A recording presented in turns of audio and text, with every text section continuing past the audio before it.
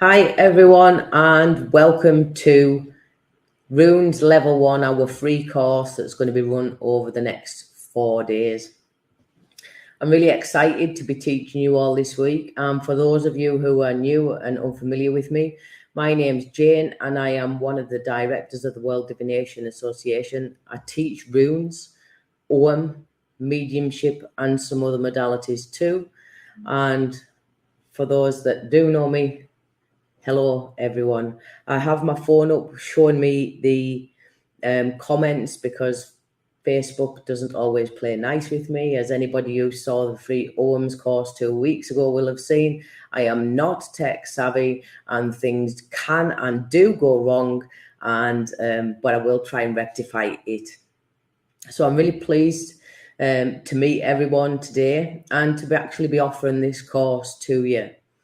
The runes that we're going to be looking at are the Elder Futhark runes, and these runes are literally a way of life for me. They are something, as Toni deems, the runes are the universe in a bag. And the Elder Futhark runes, first and foremost, are an alphabet. So there is 24 runes, and some people have a 25th rune, a blank rune. My own personal belief with that is that, it's first, primarily, it is an alphabet and they didn't have a blank, a space. So it has no purpose for being within the runes. That's my own opinion. But also as well, I put the blank to one side. Should I lose a rune at all, I can actually replace it pretty easily by just writing the one that I've lost upon it. We are divining with runes. We have got the answers to everything and anything that we could possibly think about. So do we need something to tell us that it's a secret? Because the whole point of divination is to be able to prophesize.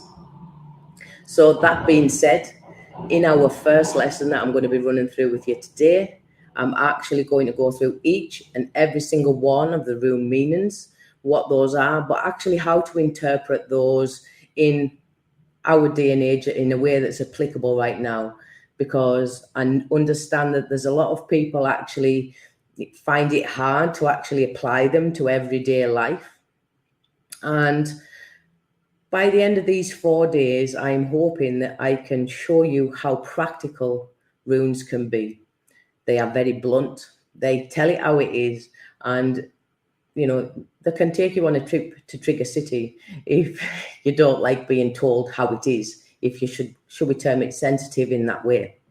So they are actually very communicative, but, they actually speak in a different way from other systems in that sense.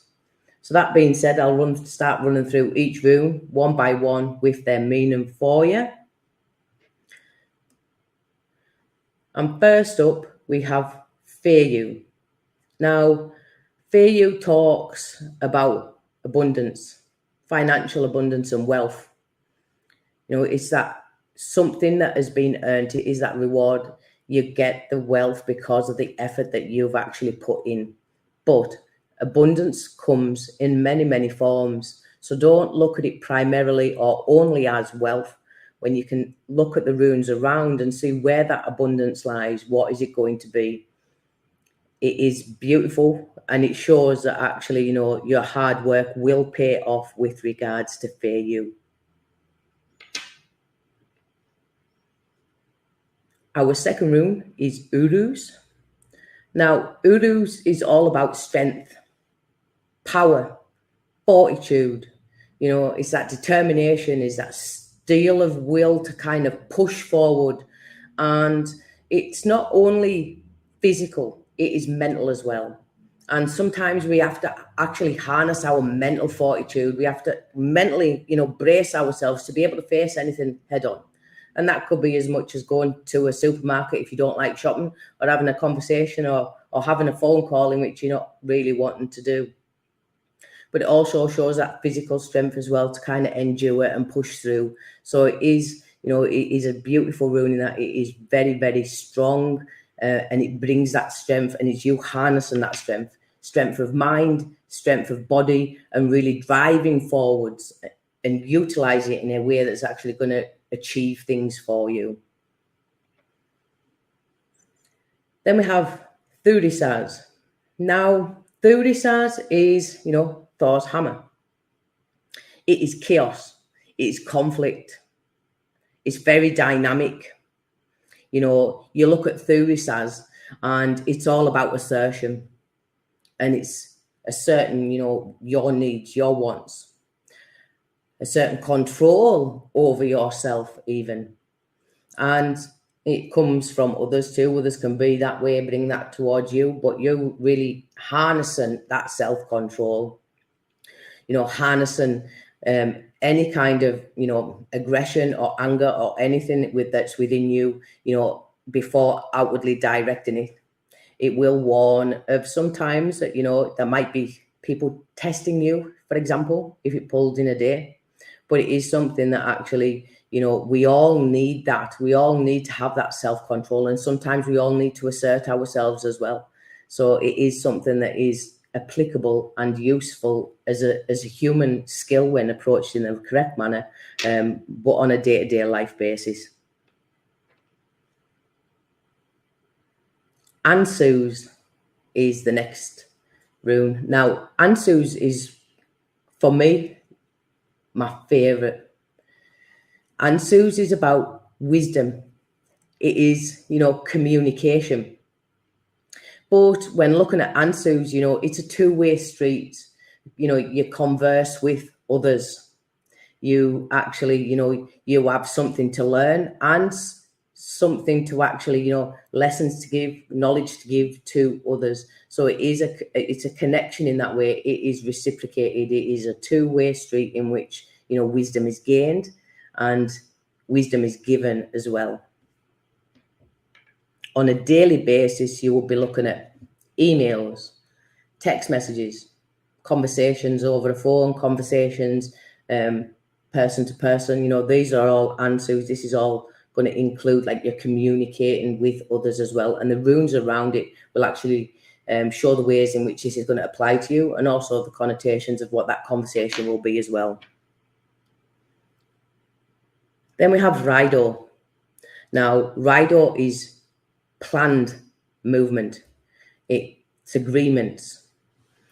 And when I say planned movement, it's travel. It's directed travel. So if you're going on holiday, you know, you plan for it in advance.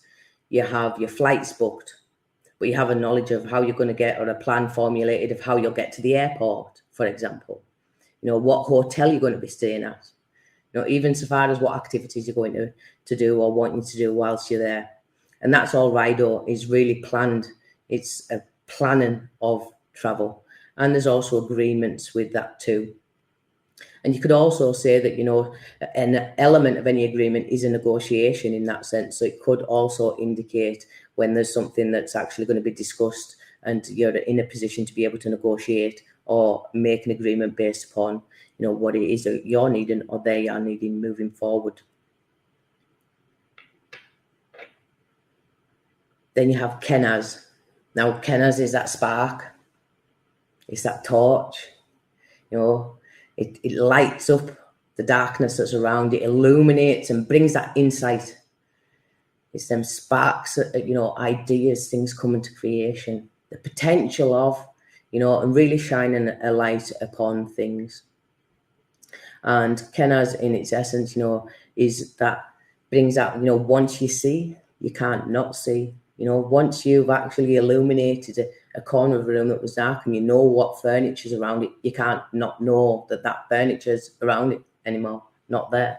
You know, so it does, you know, use that wisely as such, because what insight you're looking for, once you know what you know, you can't unknow it.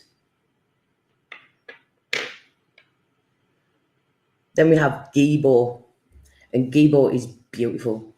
You know, it's gifts, it's exchanges, and it's absolute.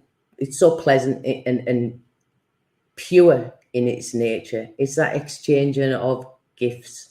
And, you know, when you look at like the little kiss that Gibo brings with that, or IVAS as well, but it, you know, it's something that's given. There's an emotion behind that, and it is really beautiful that way.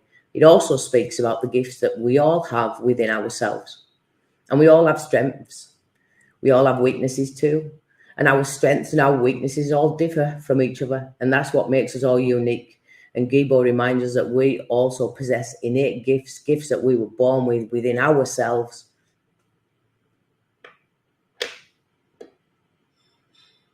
Next, we have Wunyo.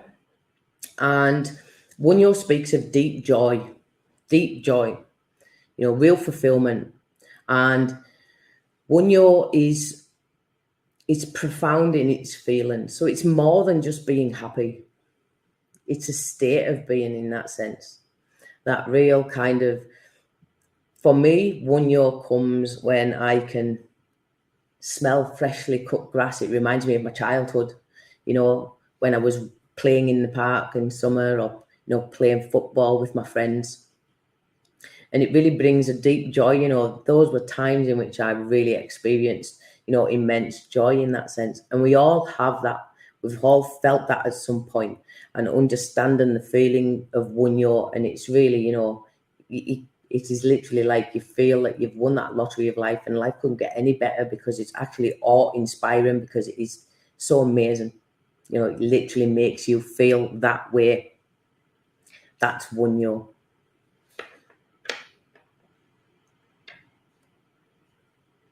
Next up, we have Haggas. Now, you know, Haggas is that hail. It's a storm. It's destructive in its nature. And it could literally symbolize that it's going to be, you know, hail in a day. But Haggas is something that comes, it's disruption. It's very disruptive. It's something that comes externally. So you aren't Haggas in that sense. Haggas is coming towards you. I usually get this all the time when it tells me that the internet's going to cut out. But it's something that actually, you know, it's just, all you can do is weather that storm. And the trick to Haggas, personally, for me, is becoming the eye of that storm and letting everything happen around you, and you just maintain peace and sanity within it. And on an everyday basis, you know, it could be loads of disruptions to your day because you planned, you know, your usual journey to work. You know, the trains have been cancelled. There needs to be a bus replacement. Instead, it's going to be making you later, or there's road work so that every single traffic light is a red and it's slowing you down. It could be something as simple as that. It could also be, you know, other changes that's coming externally, you know, other disruptions taking away, you know, your attention. So if you're focusing on something in work, you know, and there's things going on around you in the office that's distracting you all of the time, and it's actually preventing you from getting on with what you want to do, that's Haggas.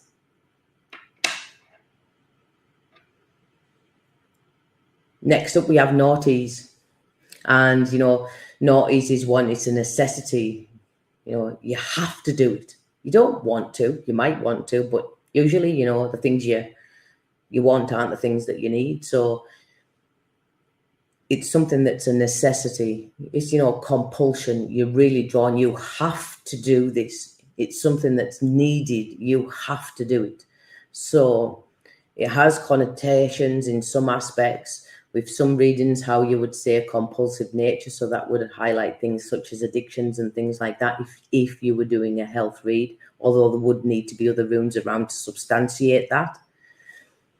But it can indicate, you know, you needing to get your housework done in the day. There's something that really compels you to take action, or not, depending on what's around it. But it is something that's a necessity, and it's maybe not always what you want to do, but it's something that you have to do.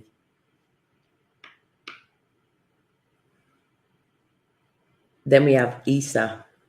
Now, Issa is ice, literal ice. But it's rigid, it's solid, it's impenetrable, it's a barrier. It blocks you. You could be blocking yourself. You know, it is things that are impeding you and keeping you stagnant and stuck and feeling like you can't move forward. That is Issa.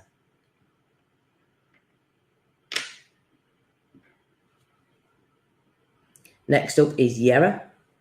And Yara is all about, that coming to fruition, the harvest, you're reaping what you're sowing. It's things coming back around, coming to fruition. So you will be seeing something as annually, so the could be annual pay rise or annual whatever it might be that you'd be looking at. But it could also show actually something coming back around. So, for example, if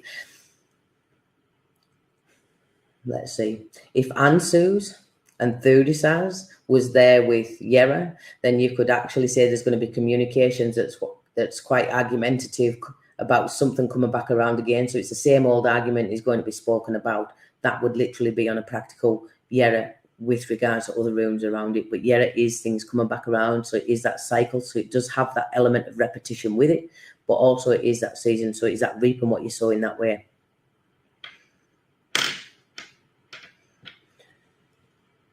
AVAS is next, and AVAS is very prickly. It is, your hackle is up, the hairs on the back of your neck are standing. If you were a cat, you would be arching and spitting. It is, really one of defense. There is an element of, protection within that defense aspect, but it's really, really defending oneself. It's deflecting so that you're not being attacked, and it is really, it's prevention as well. It's preventative. So you're looking at something, this is very kind of either on a daily basis. If you were to pull this rune for a day, you could say that you're going to be feeling that there is a need to defend yourself, or there's something being prevented within your day.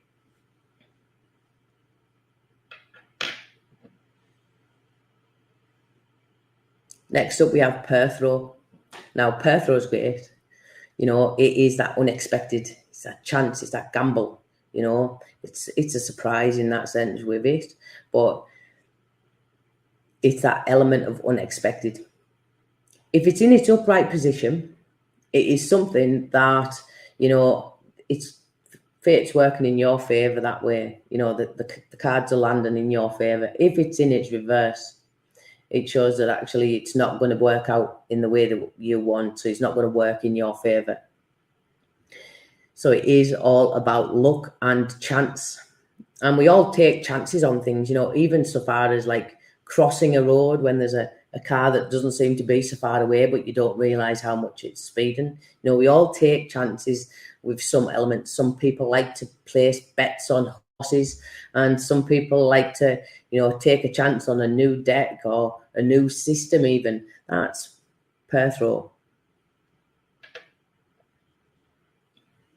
Then we have ALGAEs.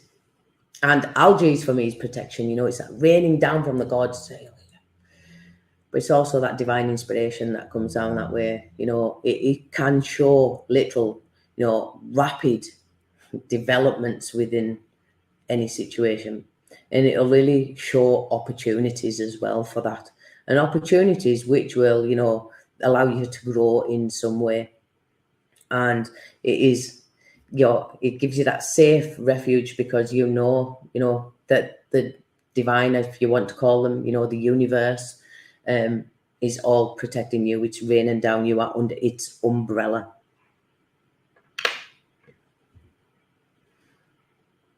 Then we have Sewillow. Now, Sewillow is the sun, and it is all about success. You think about the sun, and it brings real positivity, it brings warmth, but it's a success with it.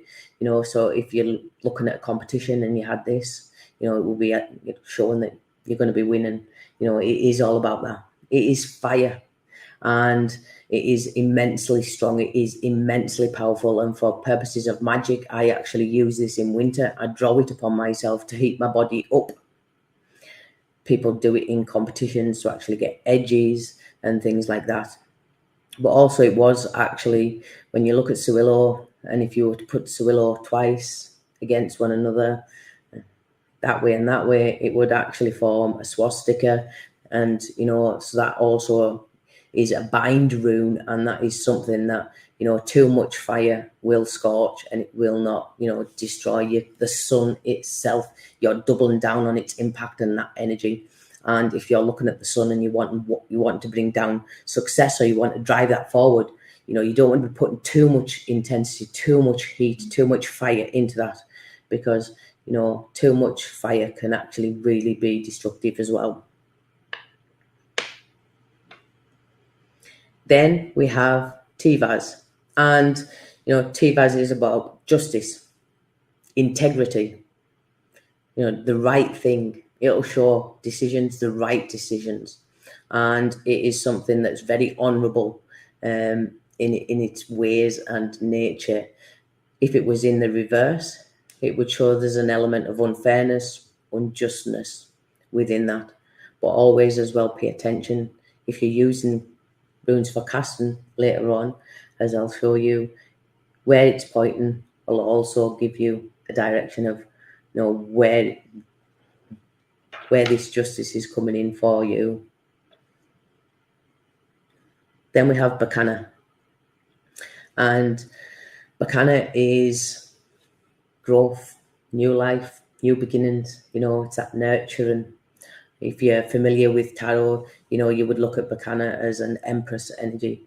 It is, nourishing in that way and embodying, and actually facilitates growth in the right ways and brings and births new ideas and new ways of being to life. It can also represent a literal woman. Then you have IVAS. And IVAS is momentum.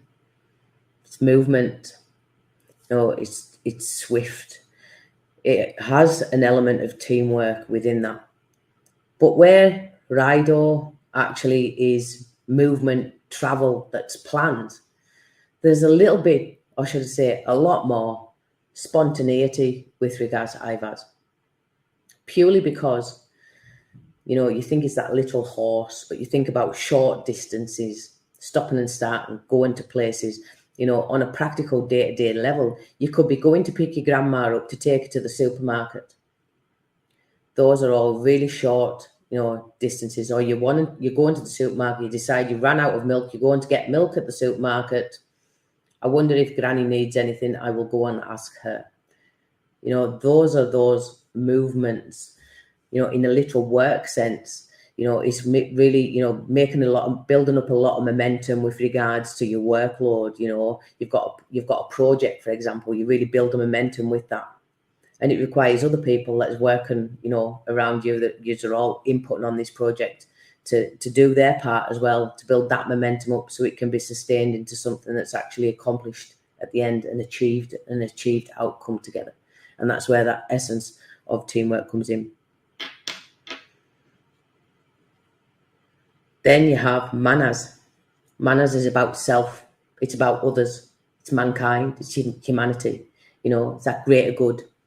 And if manas shows, it can also mean a male. So again, we have BNANA as a female. You can actually look at manas as a male. If manas was in its reverse position, it could be indicating, selfishness. Doing things for yourself rather than others, or other people being selfish around you.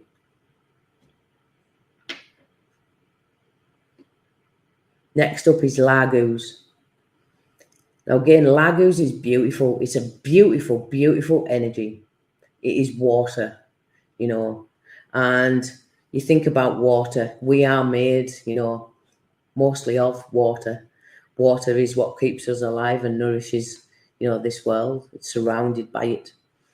But when speaking about just literal water, it reminds us of our own emotions and the way things that can actually, wash and pass through us and our ability to take things on or not. Lagus shows that our emotions, are like an ecosystem within ourselves. That can nourish us, that can actually sustain us. They can give us so much, but they can also, detract as well from us in that sense. And depending on how we actually, deal with our emotions, will show the ways, Lagus reversed, for example, would highlight, somebody that is overly emotional or emotionally unstable in that sense. or having a real struggle, in controlling their emotions with regards to the situation that's actually occurring at that time. IVAS, another beautiful, beautiful rune. Looks like two little kisses. If you had an end of a text message, which is very British, but it's two kisses, with 2 or 3 kisses we normally put on. Now, IVAS, it is that unity, it is love, it is harmony, it's that coming together in that sense. And it is really beautiful. If you're looking within work, if you're talking about work, it shows you coming together with others. It is literally that unity, that feeling of oneness between, even within yourself as well. It's bringing yourself into a unity, and it's having that love for yourself too. It is very, very peaceful, and it brings an absolute balance and a harmony with that. Dagas. Dagas is it is the rune of transformation. So it's all about new dawns, new days.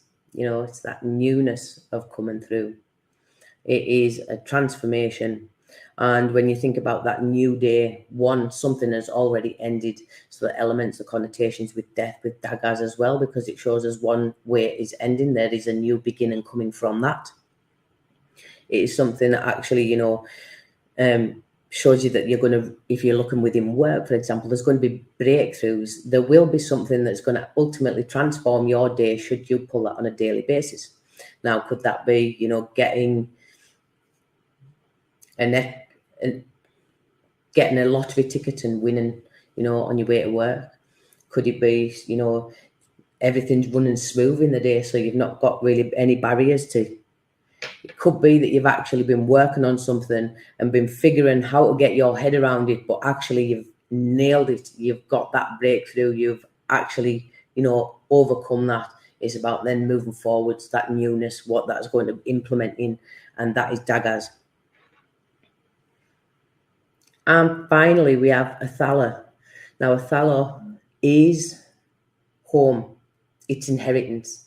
It's family. And if you're looking at it on a work kind of reading, it will be your place of work. But Athala is all those things. It's that legacy, It's that what you have, it's where you are, it's your roots. It's those that are like family to you also. It's what you class as family, and that is Athala.